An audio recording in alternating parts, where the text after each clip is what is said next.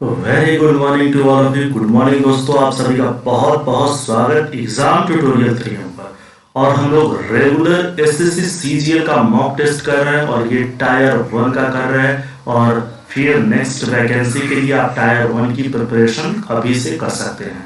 और ये previous year question चल रहा है, उसके साथ ही मॉक टेस्ट भी चल रहा है, रोज एक सेट चल रहा है। और फिर इसी चैनल पर आपको टायर 2 का भी सेट मिल जाएगा एसएससी सीजीएल का। जिनका टायर 1 क्लियर हो चुका है वो टायर 2 के लिए मेंस के लिए प्रिपरेशन कर सकते हैं। और रोज यहाँ पर एसएससी सीजीएल का टायर 2 का आप मॉक टेस्ट लगा सकते हैं। चलिए फिर हम लोग शुरू करते हैं आज का 9 नंबर मॉक टेस्ट। ठीक है, अगर आप इस चैनल पर नए हैं तो जरूर सब्सक्राइब कीजिए। और आइए अभी इस सेट में जितने भी हार्ड वर्ड है, डिफिकल्ट वर्ड है, उन सभी वर्ड का मीनिंग हम लोग एक एक करके सीख लेते हैं। उसके बाद फिर हम लोग क्वेश्चन पर चलेंगे। ठीक है, चलिए फिर हम लोग शुरू करते हैं। तो फर्स्ट नंबर वर्ड है हम लोग का यहाँ पर रीइटरेट। ठीक है, रीइटरेट का मीनिंग क्या होता है? दोबारा कहना। What is the meaning of reiterate? It means दोबारा कहना, मींस से अगेन, मींस रिवाइज करना, दोबारा कहना। ठीक है, और सेकेंड नंबर वर्ड है डिटेस्ट, मींस नापसंद करना, मींस डिसलाइक करना। ठीक है, फिर थर्ड नंबर है निनकम्पूप, इसका मतलब होता है मूर्ख। क्या होता है? मूर्ख। यहाँ पर मूर्ख मिस टाइप किया हुआ है, यहाँ पर आप मूर्ख लिखेंगे ऐसे। ठीक है, नेक्स्ट वर्ड है हम लोग का यहाँ पर companion. What is the meaning of companion? Companion means होता है साथी। ठीक है, फेलोशिप। ठीक है, फेलोवर मींस क्लास फेलो, या फिर ऐसे भी कहीं भी जो कंपेनियन है उसको हम लोग फॉलोअर या कह सकते हैं, या जो हम लोग साथ साथ रहता है उसको कंपेनियन कहेंगे, साथी कहेंगे। ठीक, 5 number pellucid. What is the meaning of pellucid? Means स्वच्छ, निर्मल। इसका मीनिंग है लिम्पिड। क्या है सेकेंड वर्ड? लिम्पिड। बहुत सारा सिनोनिम्स और एंटोनिम्स ऑलरेडी हम लोग रूट वर्ड का जो क्लास लिए हैं उसमें करा चुके हैं। ठीक है, वो तकरीबन 4 घंटा 30 मिनट का पूरे के पूरे क्लासेस है, उसको आप जरूर अटेंड कर सकते हैं। ठीक है, 4.5 घंटा का वो क्लासेस है, उसे अटेंड कीजिए। लगभग आप 500 से ऊपर रूट वर्ड के जरिए आप वर्ड सीख जाएंगे, और बहुत ही सिंपल तरीका से, निमोनिक मेथड से। ठीक है, एक दूसरे का कनेक्शन जोड़ करके। चलिए नेक्स्ट वर्ड हम लोग यहाँ पर देखते हैं murky. What is the meaning of murky? Murky means दोस्तों होता है गंदा। What is the meaning? गंदा होता है मर्की का मतलब। ठीक है, और टॉर्पीड का मतलब है निष्क्रिय या सुस्त। ठीक है, एक्टिव कह सकते हैं। फिर नेक्स्ट वर्ड है एक्सप्लिसिट। अब ध्यान देते चलिए, सारे के सारे वर्ड्स आपको सिनोनिम्स, एंटोनिम्स, फिर फिल इन द ब्लैंक्स या फिर पैसेज में आपको मिल जाएगा। ठीक है, इसलिए इस वर्ड को आप सीखते चलिए। फिर एक्सप्लिसिट का मतलब होता है स्पष्ट। फिर 9 नंबर में है अडामेंट। अडामेंट का मतलब होता है दृढ़, मींस रिजिड। और 10 नंबर में है ट्रिफल्स। ट्रिफल्स का मतलब होता है निरर्थक बात। क्या होता है ट्रिफल्स का मतलब? निरर्थक बात। और 11 नंबर में है फ्लैटर। फ्लैटर का मतलब होता है चापलूसी करना। What is the meaning of flatter? तो फ्लैटर मींस चापलूसी करना। ठीक है, 12 नंबर में आपको सिनेरियो मिल जाएगा, मींस स्थिति। और 13 नंबर में segregate. What is the meaning? Segregate means होता है अलग करना। क्या होता है सेग्रीगेट? मींस होता है अलग करना। 14 नंबर में रीसाइड। रीसाइड का मतलब होता है निवास करना। और 15 नंबर में है कॉम्प्लाई। कॉम्प्लाई का मतलब है पालन करना। और 16 नंबर में नॉमिनल। नॉमिनल मींस नाम मात्र का। कहते हैं कि अगर आप यहाँ पर पढ़ाई कर रहे हैं या फिर फलाने इंस्टीट्यूशन में जब भी कोई कोर्स कर रहे हैं तो मात्र नॉमिनल फीस है। ठीक है, मींस नाम मात्र का फीस है, बाकी बिल्कुल फ्री है। ठीक है, तो नॉमिनल मींस क्या होता है? नाम मात्र का, न के बराबर, ऐसा कुछ चार्जेस। तो फिर नॉमिनल मींस नाम मात्र का, कॉम्प्लाई मींस पालन करना, रिसाइड मींस निवास करना, और सेग्रीगेट मींस अलग करना, सिनेरियो मींस स्थिति, फ्लैटर मींस चापलूसी करना, और ट्रिफल्स मींस निरर्थक बात, और फिर अडामेंट मींस दृढ़ या रिजिड, और एक्सप्लिसिट मींस स्पष्ट, टॉर्पीड मींस निष्क्रिय, मर्की मींस गंदा, पेल्यूसिड मींस स्वच्छ या निर्मल, और कंपेनियन मींस साथी, और निनकम्पूप मींस मूर्ख, और डिटेस्ट मींस नापसंद करना, और रीइटरेट मींस दोबारा कहना। ठीक है, इस प्रकार ये डिफिकल्ट वर्ड इस सेट से रिलेटेड था, जिसे हम लोगों ने बखूबी सीख लिया है। चलिए अब हम लोग सेट पर चलते हैं, इसके प्रश्नों पर चलते हैं, और एक एक प्रश्न बहुत ही सावधानी पूर्वक पढ़ते हैं और एक एक प्रश्नों का उत्तर ढूंढते हैं इसमें। ठीक है, तो फर्स्ट डायरेक्शन से दिशा निर्देश दिया हुआ है 1 नंबर और 2 नंबर में क्या करना है, what we have to do in question number first and second. Here is the direct answer. In the following questions, some part of the sentence may have errors. माने इस जो सेंटेंस है इसमें चार पार्ट दिया हुआ है, बाइफरकेट किया हुआ है section A B C D in this way, इस प्रकार से, ठीक है। किसी एक पार्ट में आपको एरर मिल जाएगा देखने को, जिस पार्ट में एरर है उस पार्ट को यहाँ पर क्या करना है, सिलेक्ट करना है, ठीक है। वही पार्ट आपका क्या है, एरर है उस पार्ट में, और फिर क्या एरर है वो मैं आपको यहाँ पर बताता हूँ। तो चलिए इस प्रकार आप क्वेश्चन नंबर फर्स्ट को करने का प्रयास कीजिए। अगर आप लाइव है तो फिर वीडियोस को जरूर पॉज कीजिए और फिर कमेंट सेक्शन में आप ऑप्शन यहाँ पर लिखने का प्रयास जरूर कीजिए और फिर बनाने का भी प्रयास कीजिए कि कौन सा सेक्शन में कौन सा पार्ट में क्या एरर है, ठीक है। और फिर आप यहाँ पर एक्सप्लेनेशन में चेक कीजिए कि क्या आपका सही हुआ या नहीं, ठीक है। तो फर्स्ट नंबर क्या है, I am vexed at him for what all he has done for him till date. तो यहाँ पर चार पार्ट में यह बाइफरकेट किया हुआ है एक sentence A B C D. तो इस प्रकार ये चार पार्ट में बाइफरकेट किया हुआ है, कौन से पार्ट में एरर है ये आपको बताना है। चलिए फटाफट बताइए, 10 सेकेंड में आप बताने का प्रयास कीजिए, फिर मैं इसको एक्सप्लेन करता हूं, ठीक है।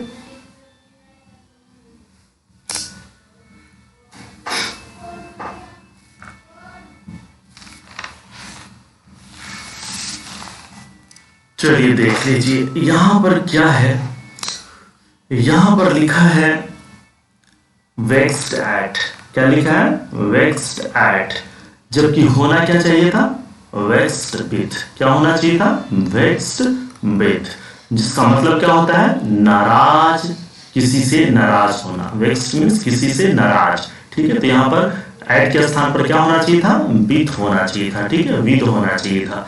तो यहीं पर ये मिस्टेक है, इस प्रकार ऑप्शन नंबर ए हमारा एरर है, ठीक है। कौन सा पार्ट में एरर है और सही इसका मीनिंग क्या हो जाएगा, पहले सेंटेंस सही क्या होगा, आई एम वेक्स्ड विद हिम, मैं उससे नाराज हूं, for what all he has done, उसने जो भी किया है उसके लिए मैं उससे नाराज हूं, फॉर हिम टिल डेट, माना उस तारीख तक, ठीक है। चलिए सेकेंड नंबर प्रश्न, दूसरा प्रश्न आप करने का प्रयास कीजिए। यहाँ सेकेंड नंबर ऑप्शन है, प्रश्न है, the manager warned his team members that if they persist in their obstructionist attitude they would be punished. अगर कोई एरर नहीं है तो फिर आप ऑप्शन नंबर डी को कर सकते हैं। अगर आपको यहाँ पर कोई एरर मिलता है तो फिर कौन सा पार्ट में है एरर, वो एरर भी आपको जरूर कमेंट सेक्शन में लिखना है, ठीक है। आप क्लास को पॉज कर सकते हैं, फिर आप एरर अपना टाइप कर सकते हैं और फिर यहाँ पर एक्सप्लेनेशन लेकर के देख सकते हैं कि सही है या फिर गलत है, ठीक है। तो फिर आप आशा कर रहा हूँ आप सावधानी पूर्वक क्लास कर रहे हो, और जब भी क्लास कीजिए आप नोटबुक और पेन जरूर लेकर के बैठिए। कोई जो भी डिफिकल्टीज होती है वो उसे आप नोट डाउन करते रहिए। लेकिन हाँ, आपको इसका सारे क्लासेस का पीडीएफ आपको एग्जाम ट्यूटोरियल 3M पर आपको टेलीग्राम चैनल है जहां पर आपको मिल जाएगा। यूट्यूब चैनल तो है ही इसी नाम से, और इसी नाम से टेलीग्राम चैनल भी है जो इस डिस्क्रिप्शन बॉक्स में आपको मिल जाएगा इसका लिंक, ठीक है। वहां से आप ज्वाइन कर सकते हैं बिल्कुल फ्री ऑफ कॉस्ट। सारे के सारे पीडीएफ या फिर हैंड रिटन नोट्स आप डाउनलोड कर सकते हैं, ठीक है। तो देख लीजिए यहाँ पर एरर कहाँ है, the manager want his team members that if they persisted, ठीक है। जब भैया आपका ये फर्स्ट नंबर सेंटेंस जब पास्ट में है, पास्ट इंडेफिनिट है, तो फिर आगे का सेंटेंस प्रेजेंट में कैसे हो सकता है। तो फिर यहाँ पर भी आपको क्या करना पड़ेगा, परसिस्ट को क्या बना देना है, परसिस्टेड बना देना है। क्या बना देना है, परसिस्टेड, ठीक है। तो यही पर एरर है आपका, ठीक है। तो इस प्रकार ये पास्ट में हो जाएगा और आपका एरर किस पार्ट में मिल गया, ऑप्शन नंबर बी आपका करेक्ट आंसर हो गया, ठीक है। समझ में आ गया। The manager warned his team members that if they persisted in their obstructionist attitude, they would be punished, ठीक है। चलिए नेक्स्ट हम लोग प्रश्न देख लेते हैं। यहाँ पर 3 और 4 नंबर प्रश्न के लिए कुछ दिशा निर्देश दिया हुआ है, डायरेक्शंस दिया हुआ है। In the following questions the sentence given with the blank to be filled in with an appropriate word, select the correct alternate out of the 4 and indicate it by selecting the appropriate option। सही option चुन करके आपको यहाँ पर भर देना है, ठीक है। पहले मैं पढ़ देता हूँ प्रश्न, उसे आप देख लीजिए, फिर ऑप्शन यहाँ पर ABCD 4 ऑप्शंस दिया हुआ है, कौन सा सही है उसे आप यहाँ पर फिल कीजिए, सिलेक्ट कीजिए। Both taciturn and dash Daniel seldom spoke and never spent money, ठीक है। तो टैसीटर्न का मतलब क्या होता है, टैसीटर्न का मतलब होता है चुप रहने वाला, ठीक है। बाकी आपको तो पता ही होगा।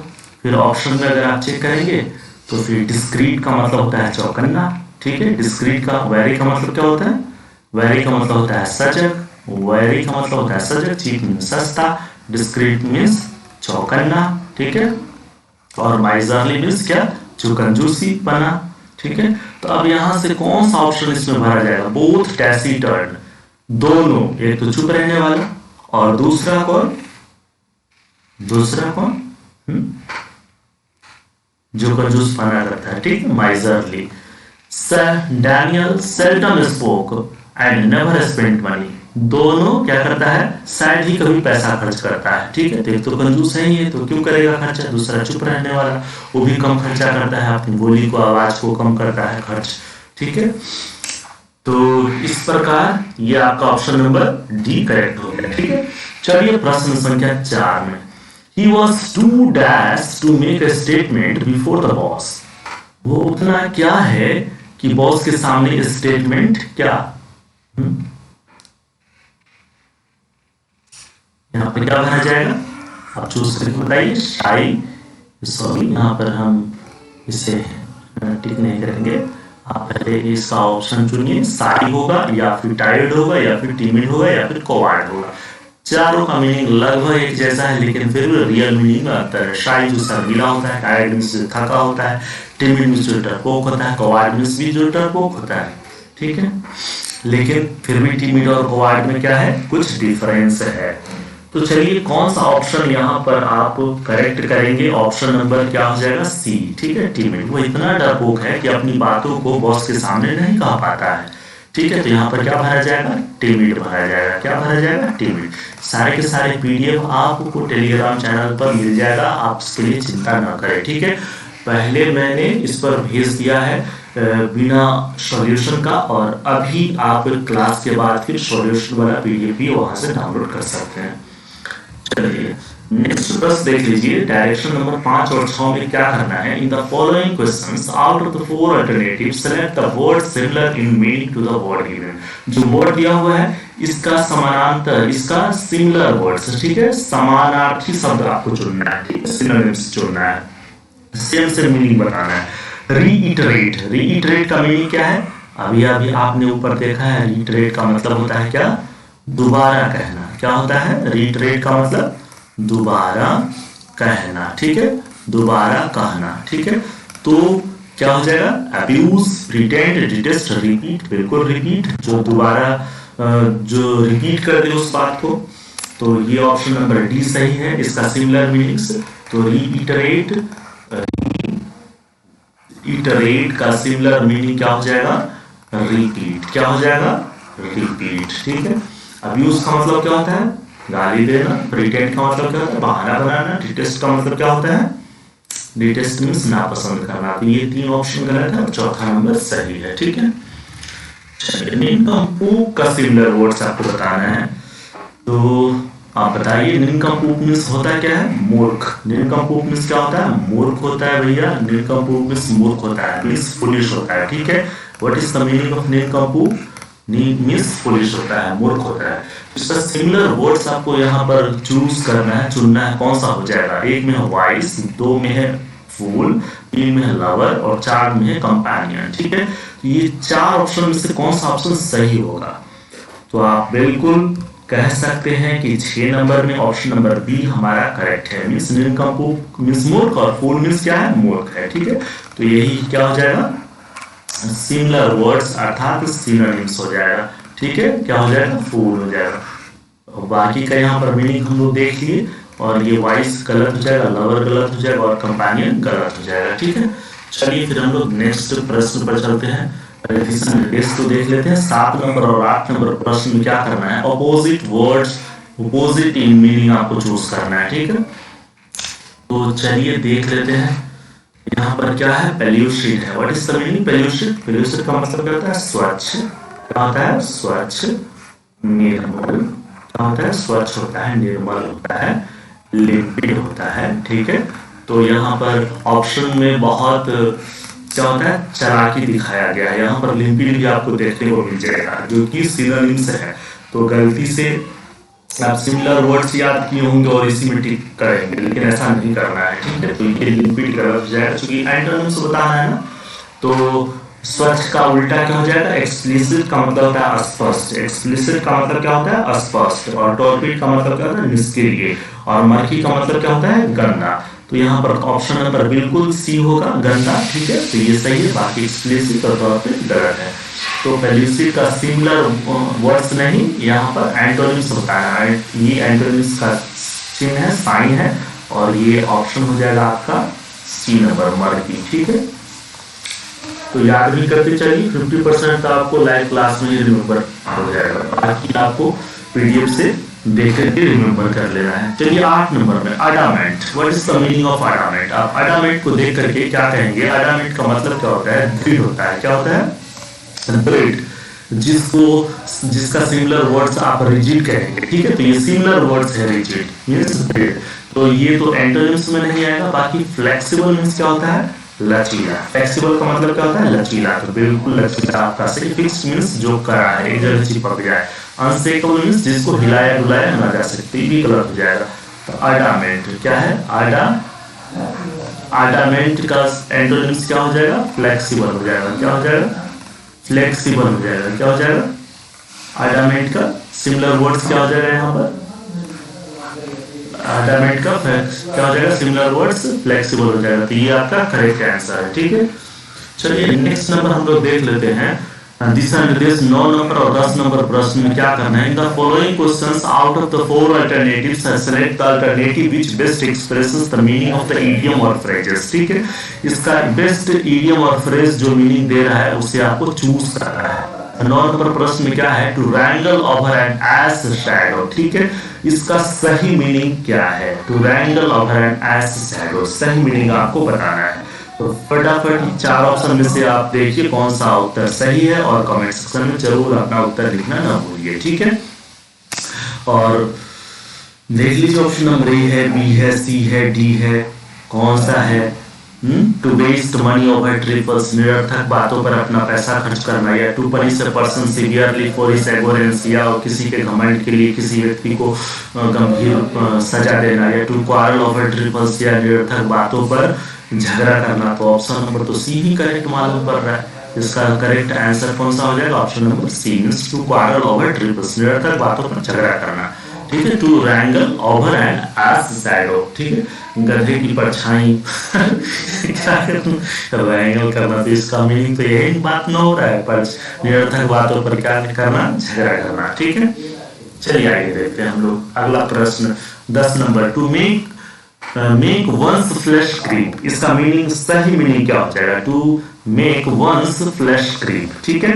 इसका सही मीनिंग आपको यहाँ पर चूज करना है। ऑप्शन नंबर ए में टू कंफ्यूज समवन, या टू फ्लैटर समवन, या टू अब्यूज समवन, या टू फ्राइटन समवन, ठीक है। तो सही अर्थ क्या निकल जाएगा? To make means make one's flesh creep. तो ये आपका सही ऑप्शन है, टू फ्राइटन समवन, किसी को डराना, ठीक है। तो ये आपका करेक्ट आंसर है, ठीक है। क्या? मेक वंस फ्लैश क्रीप, ठीक है, वन फ्लैश। इसका सही मीनिंग क्या हो जाएगा? किसी को डराना, ठीक है। चलिए नेक्स्ट हम लोग दिशा निर्देश देख लेते हैं कि करना क्या है 11-12 में। Improve the bracketed part of the sentence, जो ब्रैकेट में जो पार्ट है उसको इंप्रूव करना। अगर ये ऑलरेडी सही है, कोई इंप्रूवमेंट की जरूरत नहीं है, तो फिर आप क्या कर सकते हैं? डी नंबर ऑप्शन को चूज कर सकते हैं। बाकी अगर सही करना है तो फिर ए बी सी में से जो भी आपको अप्रोप्रिएट लग रहा है उसे आपको इंप्रूव करके मैंने ये ऑप्शन दिया हुआ इसमें से चूज करके बता देना है। देख लीजिए यहाँ पर, father would have been appreciated your efforts if you had informed him, ठीक है। तो यहाँ पर वुड हैव बीन अप्रिशिएटेड, क्या सही क्या होना चाहिए? 11 का option number A, would be appreciated, would have appreciated. अगर आप यहाँ पर कहेंगे तो फिर ऑप्शन नंबर बी टेंस के हिसाब से बिल्कुल एप्रोप्रिएट है, ठीक है, ये सही है। तो क्या होना चाहिए यहाँ पर आंसर? फादर, FATHER, फादर क्या हो जाएगा? WOULD, वुड हैव अप्रिशिएटेड, ठीक है, अप्रिशिएटेड योर एफर्ट, ठीक है, your records if you had क्या इन्फॉर्म्ड हिम, ठीक है। अगर आप अपने पिता को इन्फॉर्म किए होते तो फिर वो आपके प्रयासों का क्या किए होते, अप्रिशिएट किए होते, ठीक है। चलिए अब यहाँ पर देख लीजिए 12 नंबर प्रश्न। 12 नंबर प्रश्न में क्या है, Neha was surprised bye her result. Neha अपने परिणाम से आश्चर्यचकित थी। तो यहाँ पर कौन सा ऑप्शन सही है, या फिर डी नंबर कोई इंप्रूवमेंट की जरूरत नहीं है। तो 12 नंबर में आप चेक कीजिए क्या करना है। तो यहाँ पर अप्रोप्रिएट सरप्राइज टू या सरप्राइज फ्रॉम या सरप्राइज एट, ये एकदम अप्रोप्रिएट है, ठीक है। 12 नंबर में क्या हो जाएगा, सरप्राइज्ड एट, यहाँ पर बाई नहीं होगा, क्या लगेगा, सरप्राइज्ड एट, ठीक है। नेहा अपने परिणामों पर आश्चर्यचकित थी, ठीक है। इसमें सरप्राइज के बाद बाई प्रीपोजिशन न लगा करके सरप्राइज के साथ एट का प्रीपोजिशन हम यूज करेंगे, ठीक है। तो इस प्रकार आप देख पा रहे हैं अभी 12 नंबर प्रश्न और ये खत्म। चलिए हम लोग नेक्स्ट प्रश्नों पर चलते हैं और 13-14 के लिए कुछ यहाँ पर दिशा निर्देश दिया हुआ है। डायरेक्शंस तो सबसे पहले समझ लेते हैं। What is the direction given here on for the question number 13 and 14? In the following questions, out of the 4 alternatives, select the alternative which is the best substitute of the phrase. ठीक है, इस phrase के लिए best कौन सा यहाँ पर option होगा। जैसे स्टडी ऑफ ट्यूमर्स, ठीक है, तो अनेक शब्दों के लिए एक शब्द आपको चुनना है, ठीक है। ट्यूमर का अध्ययन के लिए हम लोग एक शब्द में क्या यूज करेंगे, ठीक है, पेनोलॉजी या ऑन्कोलॉजी या फ्रेनोलॉजी या apology. What is the most appropriate substitute for the study of tumours? Let's say if you know the right the correct option in the comment box. चलिए अगर आपको पता है तो फिर कमेंट बॉक्स में फटाफट उत्तर लिखिए और वीडियो को पॉज करके राइट ऑप्शन लिखिए, फिर आप इसको प्ले करके देख सकते हैं आप सही है फिर गलत। तो यहाँ पर 13 नंबर में कौन सा ऑप्शन सही हो जाएगा? डियर स्टूडेंट्स, आप कह सकते हैं बिल्कुल B number, oncology is the right answer for the question number study of tumours. Okay, चलिए हम लोग नेक्स्ट प्रश्नों को देख लेते हैं। प्रश्न संख्या 14 नंबर में हम लोग देखते हैं क्या दिया हुआ है। जहाँ हाईएस्ट पॉइंट, ठीक है, हाईएस्ट पॉइंट के लिए हम लोग क्या यूज करेंगे? सबसे ऊंची बिंदु, ठीक है, सबसे ऊंचाई का जो बिंदु है इसके लिए एक शब्द में हम क्या यूज करेंगे? What is the one word substitution for the word for the sentence the highest point? Option यहाँ पर है, आप देख पा रहे हैं। ए नंबर में है टेम्पेस्ट, बी में है आउटपोस्ट और सी में है आर्चीव और डी नंबर में है जेनिथ। तो कौन सा ऑप्शन बिल्कुल यहाँ पर राइट लग रहा है आपको? चलिए 5 सेकंड में फटाफट उत्तर दीजिए।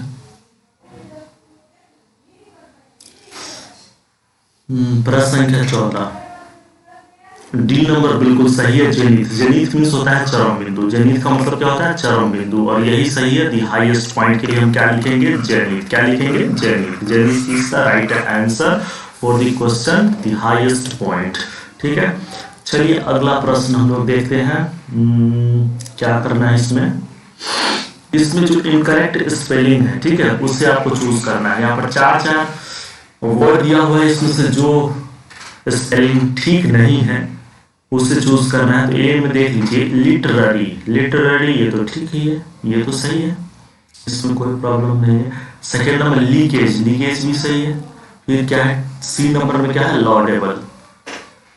तो लॉडेबल का क्या स्पेलिंग है? LAUDABLE, ये भी सही है। नेक्स्ट नंबर में लोफर, तो फिर गलत कौन सा हो गया इसमें? 15 में सही गलत, अरे रे यहाँ पर तो कोई मिस्टेक है ही नहीं, हम इनकरेक्ट को भी करेक्ट करके लिख दिए हैं। तो फिर यहाँ पर देख लीजिए सारे के सारे राइट वर्ड लिखा हुआ है, यहाँ पर गलत कोई भी नहीं है, इसलिए नन ऑफ दिस हो जाएगा। एक ऑप्शन यहाँ पर डालना चाहिए था मुझे, टाइपिंग में हमने सारे के सारा सही लिख दिया, मिस्टेक जबकि यहाँ पर करना था। तो क्या हो जाएगा? ऑल आर करेक्ट है, इसमें कोई भी मिस्टेक नहीं है, ठीक है। तो ऑप्शन में क्या हो जाएगा? None of this. चलिए अगला प्रश्न देख लेते हैं। यहाँ पर 16 नंबर में, इसमें भी आपको क्या करना है? इनकरेक्टली स्पेल्ड वर्ड को आपको चूज करना है, ठीक है। यहाँ पर देख लीजिए ए में एनास्थेटिक, तो एस्थेटिक का स्पेलिंग क्या है? ANASTHETIC, यही गलत है, ठीक है। जबकि सही स्पेलिंग क्या होना चाहिए था? स्पेलिंग ये गलत है, बाकी आंसर सही है, ठीक है, क्योंकि मिस स्पेल को ही टिक आउट करना है। तो इसका सही स्पेलिंग क्या हो जाएगा? ANASTHETIC, aesthetic. What is the meaning of aesthetic? सुन करने की दवा। इसका मतलब क्या होता है? सुन करने की दवा। क्या होता है? सुन करने की दवा। इसका मीनिंग क्या होता है? सुन करने की दवा मीन्स एनेस्थेटिक। ओब्लिटरेट, ये तो बिल्कुल सही है भैया, ओब्लिटरेट में तो कोई स्पेलिंग मिस्टेक नहीं दिख रहा है हमें। फिर कंकरेंस, ये भी सही है, और ब्लीच सम, ये भी ठीक है। तो फिर आप ब्लीच सम को देख सकते हैं, इसका मतलब होता है खुश मिजाज। और कंकरेंस का मतलब क्या होता है? मेल या एक मत। और ओब्लिटरेट का मीनिंग क्या होता है? पूरी तरह मिटा देना। तो यहाँ पर ये तीन बिल्कुल राइट है, ठीक है। और यहाँ पर एनेस्थेटिक जो लिखा होता है ये रॉन्ग स्पेलिंग है, तो इसका सही स्पेलिंग हो जाएगा ANASTHETIC, ठीक है। चलिए अगला प्रश्न देख लेते हैं। 17 और 18 पे क्या करना है? आप समझ गए होंगे, डिसऑर्डर दिया हुआ है, ये सारे सेंटेंस PQRS अलग अलग ऑर्डर में लिखा हुआ है, उलट पलट करके ये सेंटेंस लिखा हुआ है, उसको आपको क्या करना है? एक सही ऑर्डर में लिख देना है, ठीक है। लेवल सेंटेंस में सेट कर देना है इसमें, ठीक है। तो चलिए पढ़ लेते हैं यहाँ पर इन सेंटेंस को और ऑप्शंस को। Yet making loans to poor people is hardly a poverty cure. क्यों क्या है? Segmenting the industry might be worthwhile if it allows more of the poor to get access to credit. The multinational corporation could take the top microfinance institutions to the next level, and the remainder could take the responsibility of development groups and regional banks. And S number, property rights and the role of law matter too. What is the correct order for these 4 sentences PQRS? फटाफट उत्तर दीजिए। Videos को अगर आप live lecture देख रहे हैं या फिर क्लासेस अटेंड कर रहे हैं, तो फिर आप उत्तर देखते समय जरूर वीडियोस को पॉज कीजिए, कमेंट सेक्शन में आप अपना उत्तर लिखिए, फिर आप प्ले कीजिए और अपना आंसर मिलाइए कि सही है या फिर गलत है। तो यहाँ पर देख लीजिए, सेंटेंस शुरू कहाँ से होगा? येट मेकिंग लॉन्स, येट से तो सेंटेंस शुरू होने का कोई बात ही नहीं बनता है, तो पी से तो ये आपका उत्तर बनेगा भी नहीं, ठीक है। अब नेक्स्ट देख लीजिए, segmenting the industry might be worthwhile if it allows more of the poor to get access to credit. बिल्कुल जी हाँ, क्यू से आपका सेंटेंस शुरू हो सकता है। फिर और कोई, multinational corporations could take the top microfinance institutions to the next level, और property right and the role of law matter too। तो Q से आप चेक कर लीजिए यहाँ पर कहाँ है। A, ऑप्शन नंबर A में P से शुरू है, B में Q से है, तो Q से तो एक ही है, तो बिल्कुल आप ज्यादा क्यों परेशान होना। B नंबर ऑप्शन को टिक आउट कीजिए, B नंबर ही सही है, QRPS। चलिए नेक्स्ट देख लीजिए 18 नंबर में। 18 नंबर में भी आपको यही करना है। यहाँ भी 4 सेंटेंसेस दिया हुआ है, लेकिन ये डिसऑर्डर में है, ठीक है। आपको क्या करना है? इसका क्रम ऑर्डर सही करना है। पी में है बट दी सिनेरियो, तो बट से तो सेंटेंस शुरू नहीं होता है, इसलिए बिल्कुल आप भूल ही जाइए कि पी से आपको सेंटेंस शुरू करना है, ठीक है। तो 18 नंबर में आपका ऑप्शन नंबर जहां भी पी से है उसको आप एलिमिनेट कर दीजिए, वो आपका सही नहीं है। तो ऑप्शन नंबर ए तो ऐसे ही हट गया। अब बी सी डी में देख लेते हैं। एस क्यू आर, ये तीनों से अलग अलग सेंटेंस है, क्या ये शुरू हो सकता है? दिस इज बिकॉज, तो एस से ऐसे भी क्योंकि, यही कारण है क्योंकि, तो इसके पहले जरूर कोई सेंटेंस होगा, तो इट मींस एस से भी आपका सेंटेंस शुरू नहीं होगा। एस से शुरू होगा, दिस इज बिकॉज, एस से भी शुरू नहीं होगा, तो इसका मतलब एस से कहां शुरू है? बी नंबर ऑप्शन भी आपका गलत हो गया। अब जब एस से शुरू नहीं होगा फर्स्ट नंबर, जब P से भी आपका शुरू नहीं होगा, तो इट मींस आप Q और R को चेक करिए। इन द लास्ट 10 ईयर्स, ठीक है, इन द लास्ट 10 ईयर्स, पिछले 10 सालों में budget towards the development of military forces higher when compared to others. और सर आर में क्या है? India earlier days give more importance to the development of industry and less importance to other departments. तो बिल्कुल आप are से शुरू कर सकते हैं, आर जो है आपका फर्स्ट नंबर सेंटेंस होगा, ठीक है। तो जब आर फर्स्ट नंबर सेंटेंस है तो फिर ज्यादा मत्था क्यों मारना है, ऐसे ही 2 ऑप्शन आपका एलिमिनेट हो चुका है। और सी नंबर ऑप्शन में क्यू से शुरू है, तो इसको भी आप एलिमिनेट कीजिए, कट आउट कीजिए, फिर नेक्स्ट नंबर आपका डी नंबर ऑप्शन बिल्कुल सही है, ठीक है। तो आर पी एस क्यू ये आपका सही हो गया, ठीक है। तो फिर आपकी बुद्धि तो खुल ही गई होगी अब। चलिए नेक्स्ट हम लोग देख लेते हैं 19 नंबर डायरेक्शंस में। 19 नंबर में अब आपका एक्टिव पैसिव से रिलेटेड क्वेश्चन है। In the following questions, the sentence has been given in active or passive voice. Out of the 4 alternatives suggested, select the one which best expresses the same sentence in passive or active voice. ठीक है, one should keep one's word, ये आपका sentence है। ठीक है, अब इसको बनाना है, ये एक्टिव में है, बिल्कुल ये एक्टिव वॉइस में है। किसमें? कर्तरी वाच्य में है। ठीक है, कर्तरी वाच्य में, एक्टिव वॉइस में ये सेंटेंस है। अब आपका इसका पैसिव सेलेक्ट करना है, 4 ऑप्शंस में से कौन सा सही हो जाएगा। तो फिर आप अगर रूल पढ़े हुए होंगे तो बिल्कुल आप इसे बना सकते हैं। अगर आप वॉइस का चैप्टर्स नहीं पढ़े हुए हैं तो फिर ऑलरेडी हम वॉइस से रिलेटेड सारे कॉन्सेप्ट, ठीक है ध्यान से सुनिए, वॉइस से रिलेटेड सारे कॉन्सेप्ट और एक्सरसाइज 4-5 लेक्चर में हम ऑलरेडी यहाँ पर पढ़ा चुके हैं। जाकर के आप प्लेलिस्ट खोलिए और प्लेलिस्ट से ग्रामर सेक्शन में जाइए और वहां से वॉइस का सारा लिस्ट निकालिए और एक एक करके वॉइस के सारे कॉन्सेप्ट को आप समझ सकते हैं, देख सकते हैं, क्लियर कर सकते हैं। ठीक है, चलिए यहाँ पर फिलहाल कौन सा ऑप्शन हमारा सही हो जाएगा? One should keep once word. Option number ए है कि वर्ड शुड बी केप्ट, बिल्कुल ये तो राइट ही है, शब्दों को रखा जाना चाहिए, ये तो सही है। तो फिर बाकी का चेक क्यों करना? बी कीपिंग कोई मायने ही नहीं बनता। टू बी केप्ट ये भी सही है, should be kept by us ये तो कोई तो यहाँ पर होना ही नहीं चाहिए था।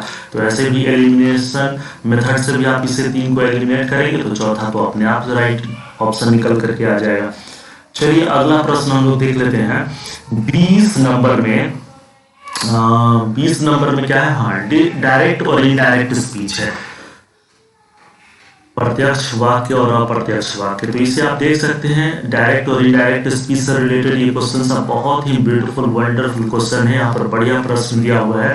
द ओल्ड मैन सेड, एक बूढ़े व्यक्ति ने कहा, थैंक्स धन्यवाद, I shall never forget this kindness Ankit, Ankit मैं आपकी यह दयालुपन कभी नहीं भूलूंगा। ठीक है, तो कितना बढ़िया सेंटेंस है। और इस सेंटेंस को क्या करना है आपको? डायरेक्ट से इनडायरेक्ट में चेंज करना है और यहाँ पर किया हुआ है। आपको ज्यादा मेहनत भी नहीं करना है, बस केवल सेंटेंस देखिए और थोड़ा सा रूल आप याद कर लीजिए। अगर आपको याद है तो उसे रिवाइज करके देखिए कि कौन सा सही बैठ रहा है और फटाफट ऑप्शन नंबर आप चूज कीजिए और कमेंट सेक्शन में फटाफट भेजिए। 20 नंबर, चलिए 5 सेकेंड देता हूं मैं।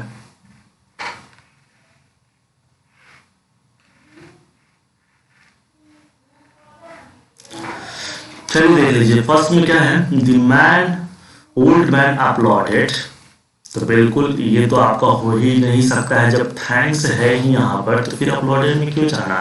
तो इसको तो हम ऐसे ही यहाँ पर एलिमिनेट कर देंगे। द ओल्ड मैन थैंक्ड अंकित, यहाँ पर बिल्कुल अंकित को ही तो धन्यवाद दिया बूढ़े व्यक्ति ने।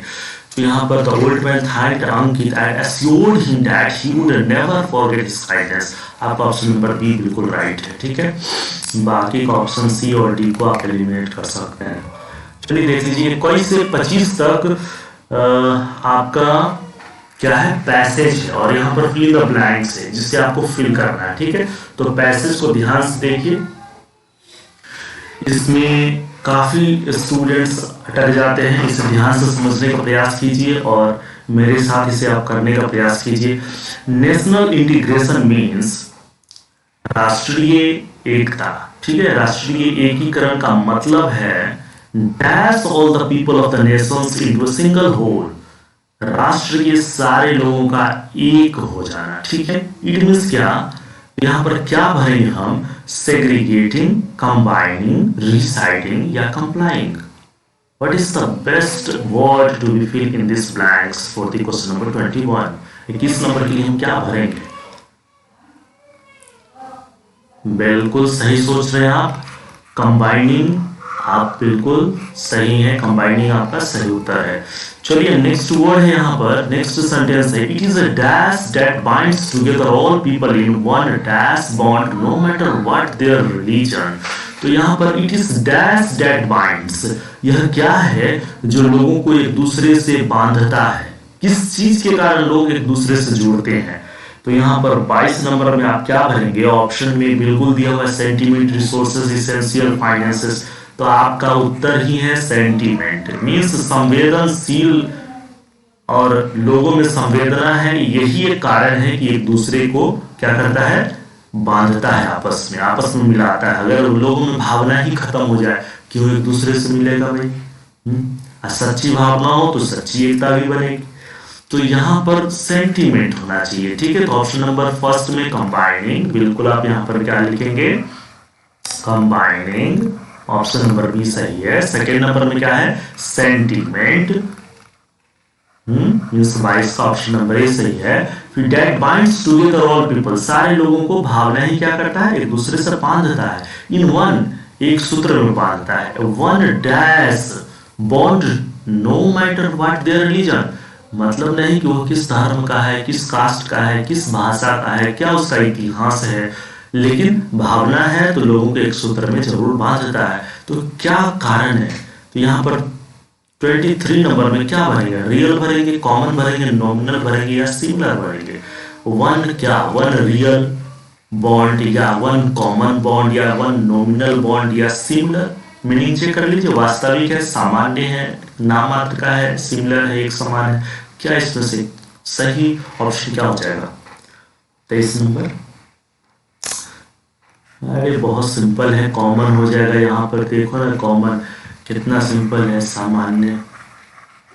चलो यहाँ पर हो गया। अब next number, it is a dash cementing before whereby all kinds of people live dash peacefully and can identify themselves as a part and parcel of nation. तो क्या करेंगे, it is a dash cementing force, तो weakening, natural, strong और settled. तो 24 का क्या करेंगे हम लोग, 24 का ऑप्शन नंबर बिल्कुल स्ट्रॉन्ग सीमेंटिंग, ठीक है। भावना से जब हम लोग एक सूत्र में बंधेंगे तो ये एक ऐसा सीमेंट है, ऐसा मजबूत सीमेंट है जो लोगों को छिटकने नहीं देगा। घर वगैरह बनाते हैं तो सीमेंट का बहुत खास ध्यान रखते हैं कि कौन सा सीमेंट यूज करना है, वैसे ही सेंटीमेंट जो है एक ऐसा सीमेंट है जो लोगों को बांध के रखता है, ठीक है। तो क्या करेंगे, एक ऐसा है strong cementing force whereby all the kinds of people live dash separately, अलग अलग रहेगा या ज्वाइंटली एक साथ रहेगा, या हैप्पीली खुशी से रहेगा, या टुगेदर एक साथ रहेगा, कैसा रहेगा? 25 में बताइए। बिल्कुल एक साथ रहेगा, टुगेदर, ठीक है। तो ये आपका सही ऑप्शन है, टुगेदर, ठीक है।